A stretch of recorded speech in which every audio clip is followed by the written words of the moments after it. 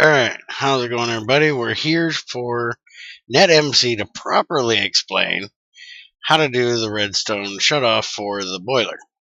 Since in the last video I tried to do it, and I think I did an absolutely horrific job. Take it away, netmc. Okay, these three switches here represent your power levels.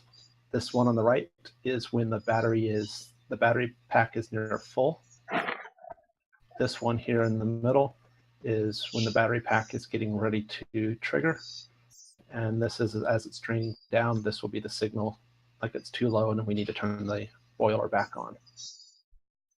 Okay. So right now I have all of them turned on. It simulates a full battery charge, so the boiler is off. And this redstone lamp here at the end is indicating the signal to the boiler. Okay. So when this is on, the boiler won't be on.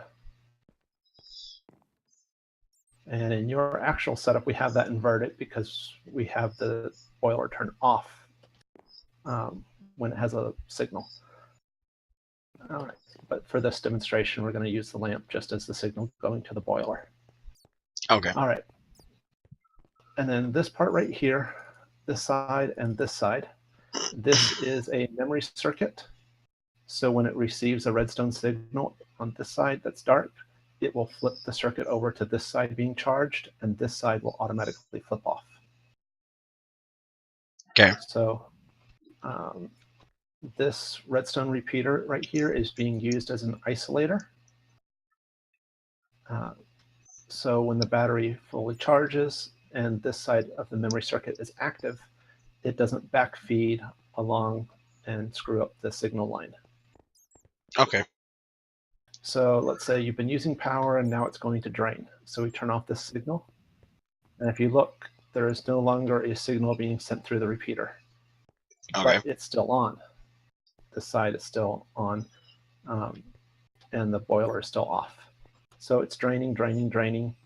And here it still has enough charge. And now the battery has gotten too low and we want it to charge again. So we invert the signal here. It sends a redstone signal. This is a pulse generator here, which will signal a pulse. However, the pulse that it generates isn't quite long enough to flip this memory state. So that's why we have the redstone repeater here set on 4. It makes a pulse just long enough to flip this memory state to the other side. Okay. So now this side is active and the boiler is on and running. So, and as the boiler gets full, okay, so it's got a little more power on here. And we flip this lever, signaling that the power has increased. But you notice that now there is no longer a signal going to it, but it's still on. Over here. Because the signal will stay on. So boiler and the battery's continuing to charge up, up, up. And now it's reached a limit. And it now flips over and this side becomes active. And as you can see, the lamp is off and the boiler is off. Okay. And then every time it goes back down, the charge in the batteries will be reflected on the redstone level. That goes off. Boiler is still off as that goes off. And now the boiler comes back on. And if you were to completely drain it, the boiler would still be sent a signal to turn on. Okay. Alright, so now we'll go up here and show you guys where it's at. This is the contraption all spread out. Yeah, we'll come up here and show you guys now how that is implemented up here.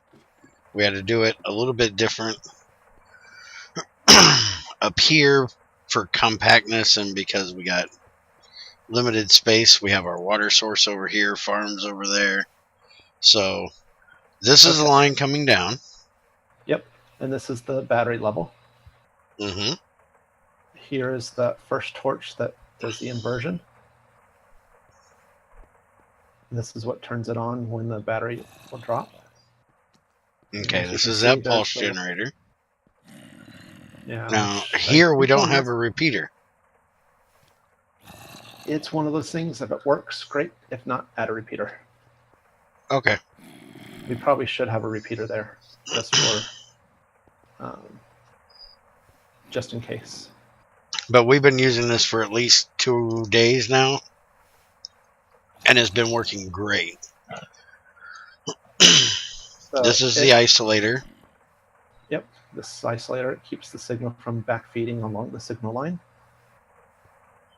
And then here, and then this is the memory circuit here. The bottom half of this. Yes, the bottom half that's down on the floor. We had to sink it. And then come back here over here. Okay. So this, we added a manual. So Sorry you about can that. turn the boiler into the off mode. Yeah, this is our emergency switch if we need to do maintenance or something like that. Like, it's automatically off now, so if we hit the emergency shut off, you can see it lights this redstone right here, and that does the shut off for this. Yes. So that's all that extra top stuff is just that. And then by turning it on, it doesn't change anything because this side is still on, holding that torch off. So doing that does nothing when it's in the off state. It only changes the on state to off. Correct. And it doesn't actually change the signal. The automatic mode still flips. The memory state will still flip. Only thing this does is it adds the manual component to flip it off when we need to. Yep. So this redstone repeater here energizes this block, which then feeds it here to this one. And then we're sending the signal up into the bottom of the multi-block structure here. So, and then this side of it feeds this same block to turn the signal off when you cut the manual switch. That way, either side will energize the same block, turning this torch off and turning the boiler off.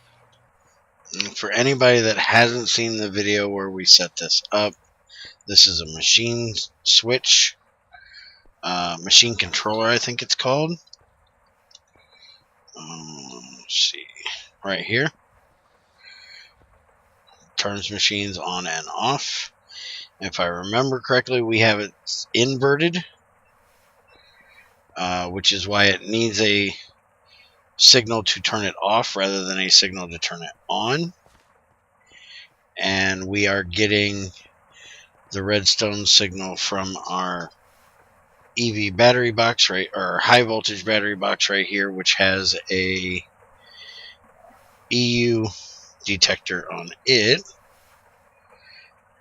And can never remember the actual, I think it's energy maybe?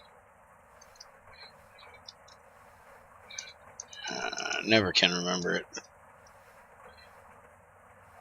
There it is, energy detector. So that is what's on there, and that's set to check the actual batteries in it.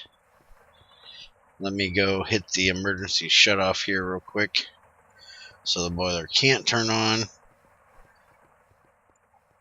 and grab a screwdriver, and I will show you what it is set on. There you go. Inverted energy storage. We want normal energy storage, including batteries. So that'll check the internal of the buffer and the batteries contained within. If it was inverted, it would do the exact opposite of what we have the redstone doing now. So you want the normal for the setup we're using. And I do believe that's it, right? As far as I know, that's everything on the redstone. Alright, so that is our little tutorial on our automatic boiler on-off system. Hope you enjoyed. If you need any answers to any questions, let me know, and I'll ask netmc to answer them, because, well, if you watch the video, you'll know I don't know a whole lot about this redstone stuff. So, Have a good one, everybody.